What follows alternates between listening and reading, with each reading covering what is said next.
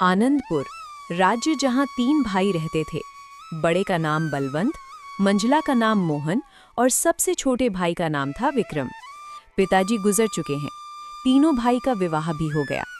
आज तीनों भाई पिता की संपत्ति का बंटवारा कर रहे हैं। देखो भाई, मैं सबसे बड़ा हूँ, इसलिए मैं बंटवारे का काम करूँगा। बोलो तुम लोगों को मंजूर है? भैया मैं तो मंझला हूँ, आप जो संगीत बोलोगे मुझे स्वीकार है। भैया आप दोनों तो मेरे बड़े भैया हो, मैं तो सबसे छोटा हूँ। आप लोग जो फैसला करोगे मैं उसे स्वीकार कर लूँगा। पिता के जाने के बाद आप दोनों को मैं पिता स्वरूप मानता हूँ। तो फिर ठीक है, सबसे पहले हम खेतों का बंटवारा करते हैं। देखो भाई, हमारे पास 2 खेत हैं और 1 मेड़ है। हम लोग 3 भाई हैं, इसलिए 2 खेत में से 1 मैं और 1 मंझला मोहन का होगा और बचा मेड़ छोटा भाई यानी कि विक्रम का होगा। अरे वाह, बहुत अच्छा निर्णय है भैया, मुझे मंजूर है। कहो विक्रम, तुम तो चुप हो गए, क्या तुम्हें मंजूर नहीं? नहीं भैया, आप जो कहेंगे वो मुझे मंजूर है। अच्छा तो ठीक है, अब बारी आती है हमारे पिताजी द्वारा लगाए गए आम के पेड़ का। चलो अब आम पेड़ के पास चलते हैं। अब तीनों भाई आम पेड़ के पास आते हैं। आम के पेड़ में 2 डाली है। दोनों डालियों में आम के फल लदे हुए हैं। देखो भाई, ये है आम का पेड़। अब इसका बंटवारा भी कर लेते हैं। देखो, इसमें 2 डाली हैं और 1 जड़ है। इन 2 डाली में से 1 डाली मेरा होगा और 1 मोहन का होगा और जड़ विक्रम का होगा। बहुत अच्छा भैया, ये फैसला भी मुझे मंजूर है। आप लोग तो बड़े हो, मैं तो सबसे छोटा हूँ। मैं भला आप लोगों की बात को कैसे टाल सकता हूँ? मुझे भी मंजूर है भैया। अब तीनों भाई घर के पास आते हैं। अब घर का बंटवारा भी होना है। तो फिर ठीक है, अब बारी आती है इस घर की। इस घर में 4 कमरे हैं और 1 छत है। 2 कमरा मेरा होगा और 2 कमरा मोहन का, और जो खप्पर का छत बच जाएगा वो विक्रम का होगा। बलवंत के इस फैसले से विक्रम बहुत दुखी हो जाता है। फिर भी बड़े भाई का फैसला मानकर वो कुछ नहीं कहता है। इस तरह घर का बंटवारा भी पूरा हो जाता है। अरे भैया, खेत, पेड़ और घर के बाद और एक जरूरी चीज तो आप भूल ही गए। अरे मोहन, वो क्या जरूरी चीज है जो मैं भूल गया हूँ? संगीत, क्या तुम मुझे याद दिला सकते हो? भैया, पिताजी ने हम तीनों भाइयों के लिए कुछ रुपए पैसे भी तो छोड़ गए हैं, आप उसे कैसे भूल सकते हो? अरे हाँ, याद आया। जरा रुको, मैं अभी लेकर आता हूँ। बड़ा भाई बलवंत घर के अंदर से एक मटका लेकर आता है जिसमें कई सिक्के भरे थे और उनमें से कुछ पुराने जमाने के सिक्के भी थे। देखो, इसमें से 2 प्रकार के सिक्के हैं। एक जो अभी वर्तमान में चल रही हैं, वहीं दूसरा जो हमारे दादा के दादा जमाने के हैं, यानी कि बहुत पुराने जमाने के सिक्के हैं, जो कि कुछ अजीब धातुओं। तो भैया, अब इन सिक्कों का कैसे बंटवारा करोगे आप? तो सुनो, अभी के जमाने में जितने भी सिक्के चल रहे हैं, उन सिक्कों को मैं और मंझला भाई मोहन का होगा, और जो सिक्के बहुत पुराने हैं, जो कि पुराने धातुओं से बनाए गए हैं, वो विक्रम का होगा। इस तरह दोनों भाई रुपए पैसे को भी ले जाते हैं। देखो विक्रम, पुराने जमाने के सिक्के में सिर्फ 4 ही सिक्के खन बचे हुए हैं। तुम चाहे तो इन 4 सिक्कों को ले जा सकते हो। और बहुत ही पुराने जमाने के 4 सिक्के विक्रम को देते हैं। भैया, आप दोनों तो सारे रुपए पैसे ले लिए। अगर मेरे तकदीर में ये सिर्फ 4 रुपए ही लिखा है तो मैं उसे स्वीकार करता हूँ।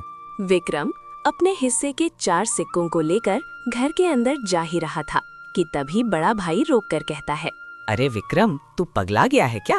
तूने सुना नहीं? बंटवारा हो गया है। अब इस घर में हम रहेंगे। तुम्हारा हिस्सा तो छत में है। तुमको तो बंटवारा छत में दिया गया है। अब तुम उस खप्पड़ छत में जाकर रह सकते हो।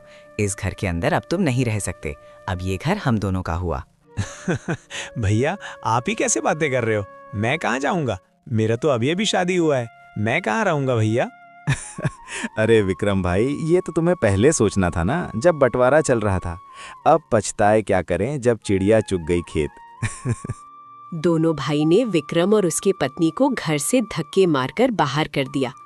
वहीं दोनों पति पत्नी गांव के तालाब किनारे अपनी एक छोटी सी कुटिया बनाकर रहने लगे।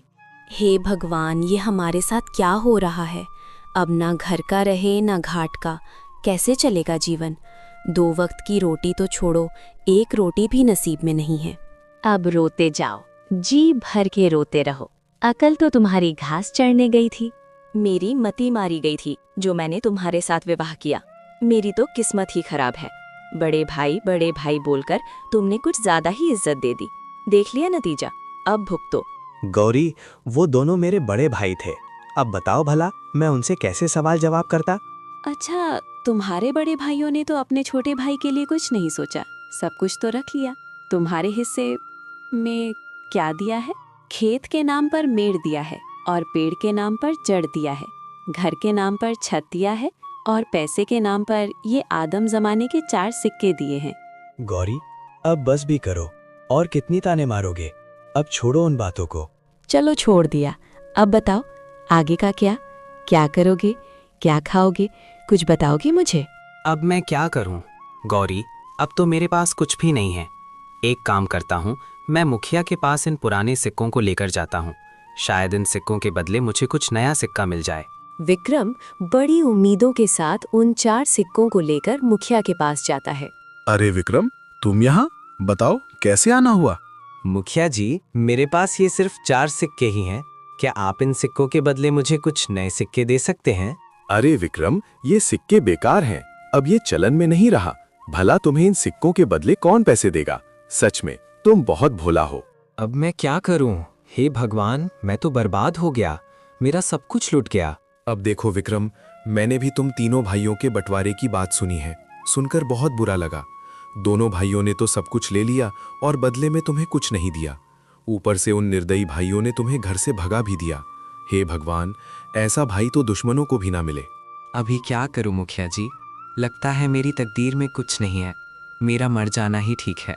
तुम्हारी दुख मुझे देखा नहीं जाता विक्रम, पता नहीं क्यों।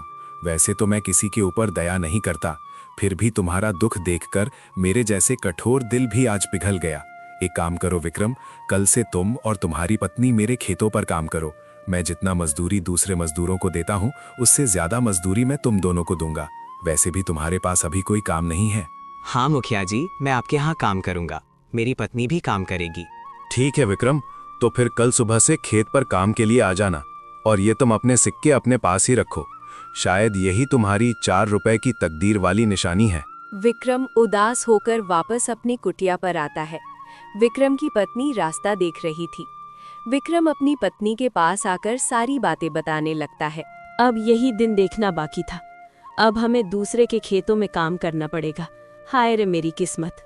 अब देखो गौरी, तुम ज्यादा ज्ञान मत दो, हमें काम मिला है, कल से काम पर जाना है। इस तरह दिन गुजरता गया। विक्रम और गौरी अब मुखिया के खेतों पर काम करने लगे।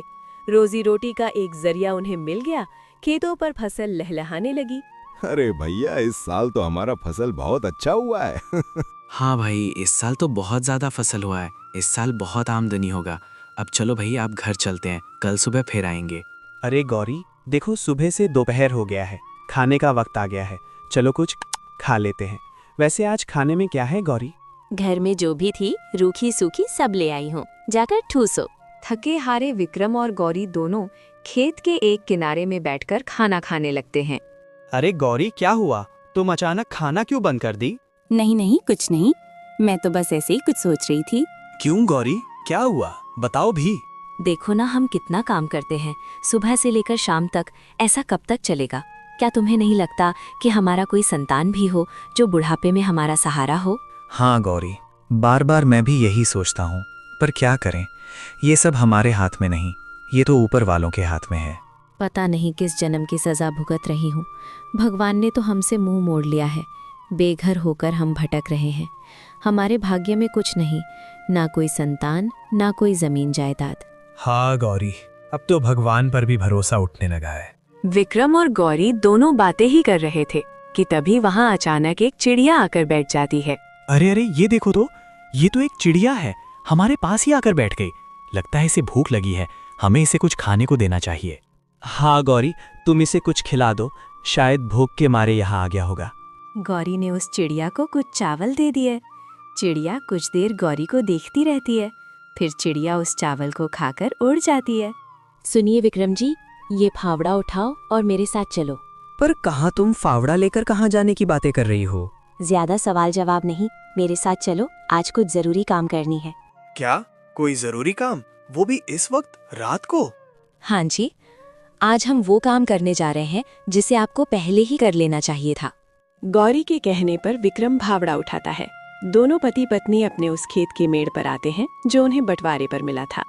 गौरी, ये तो हमारा मेड़ है और वहाँ पे जो फसल लगी है, जहाँ पानी भरा हुआ है, वो तो मेरे दोनों बड़े भाइयों का खेत है और हम जहाँ खड़े हैं यही हमारा मेड़ है। इसीलिए तो मैं तुमको यहाँ लेकर आई हूँ बुद्धू। और सुनो, आप इस मेड़ को अभी के अभी तोड़ दो। ये क्या कह रही हो तुम? इससे तो मेरे दोनों भाइयों के पूरे फसल बर्बाद हो जाएगा। बिना मेड़ के भला खेती कैसे हो सकता है गौरी? ये समस्या तुम्हारे भाइयों का है, तुम्हारा नहीं। हमारा मेड़ हमारी मर्जी, तोड़ें या रखें। अरे वाह गौरी, वाह, मुझे पता नहीं था। तुम तो बड़ी होशियार हो, अब मुझे समझ में आ गया। इस तरह गौरी और विक्रम ने खेत के सारे मेड़ को तोड़ दिया, जिससे खेतों से पानी बह गया और फसल बर्बाद हो गया। अगली सुबह जब दोनों भाई खेत पर पहुंचते हैं, हे भगवान, ये क्या हो गया? हमारे सभी फसल तो बर्बाद हो गया। कितनी अच्छी फसल लगी थी। सोचा था इस साल सोने के गहने लूंगा, पर सपना सपना ही रह गया। अरे भाई, हम दोनों तो बर्बाद हो गए रे। कितनी अच्छी फसल लगी थी, अब बिना पानी से सब सूख गया। भला फसल कैसे होगी? अरे भैया, वो देखो, खेत का मेड़ को किसी ने तोड़ दिया है। जब मेड़ ही नहीं है तो खेत में पानी कहाँ रहेगा और हम सिंचाई कैसे करेंगे? जरूर ये काम विक्रम का होगा, जरूर उसने होशियारी की होगी। बलवंत और मोहन दोनों रोते हुए घर को आते हैं। घर आकर अपनी पत्नियों को सारी कहानी बताने लगते हैं। अरे ये क्या हो गया? देखो जी, मेरी बात सुनो। अगर फसल बर्बाद हो गया है तो कोई बात नहीं, हमारा आम का पेड़ तो है। हाँ, तुमने बिल्कुल सही कहा, पर अभी आम पकने को कम से कम 12 से 15 दिन और लगेगा। हाँ भैया, जब आम पक जाएंगे तो हम उसे बाजार ले जाकर अच्छे पैसे कमा सकते हैं। हाँ मोहन, तुम बिल्कुल ठीक कह रहे हो। अब यही एक रास्ता बचा है, वरना हम सब भूखे मर जाएंगे। अरे गौरी, तुम तो कमाल कर दिया, मेडल तोड़ दिया। जैसी करनी वैसी भरनी, ये उन्हीं के कर्मों का फल है। सुनो जी, आज रात हमें और एक काम करना है। अरे गौरी, इस बार क्या करना है? अरे बुद्धू, तुम अब देखते जाओ, वो तुम्हें शाम होने के बाद ही बताऊंगी। जैसे ही शाम हुआ, गौरी और विक्रम दोनों कुल्हाड़ी लेकर उस आम के पेड़ के नीचे पहुंच जाते हैं जो उन्हें बंटवारे पर मिला था। सुनो जी, क्या यही वो आम का पेड़ है? हाँ गौरी, यही तो बंटवारे वाला आम का पेड़ है। एक डाल पर बड़े भैया और एक डाल पर मंझला भैया का अधिकार है। तो फिर हमारा हिस्सा कौन सा है? अरे गौरी, मैंने तो पहले ही तुम्हें बता दिया था कि हमारा हिस्सा सिर्फ जड़ है, इसके अलावा और कुछ भी नहीं। तो फिर ठीक है, इस पेड़ का जड़ तो हमारा है, इसलिए इस जड़ को रखें या काटें, हमारी अपनी मर्जी। दोनों पति पत्नी आम के पेड़ को काट देते हैं। आम का पेड़ नीचे जमीन पर गिर जाता है। एक जोरदार आवाज होता है। बलवंत और मोहन दौड़कर पेड़ के पास आते हैं। विक्रम और गौरी को दोनों भाई पकड़ लेते हैं। अच्छा, तो तू है विक्रम, तू हमसे बदला ले रहा है। आज तो तेरा खैर नहीं, तुझे तो इसकी सजा जरूर मिलेगी। ये तो हमारे हिस्सा है, इससे हम रखें या काटें, इससे तुमसे क्या मतलब? अरे रुको भैया, हम इन दोनों को राजा के पास ले चलते हैं और इनको कोड़े की मार वाला सजा दिलवाते हैं। हाँ, बिल्कुल ठीक कहा मोहन तुमने। विक्रम और गौरी को दोनों भाई रात भर कमरे में बांध कर रखते हैं। जैसे ही सुबह होती है, उन दोनों को राजा के पास लेकर जाती हैं। राजा साहब, इन्होंने हमारे साथ बहुत गलत किया। इन्होंने हमारे खेत को बर्बाद कर दिए और हमारी आम की पेड़ को भी काट दिए। आप तुम लोग कहो तुमने क्या किया है इन लोगों के साथ।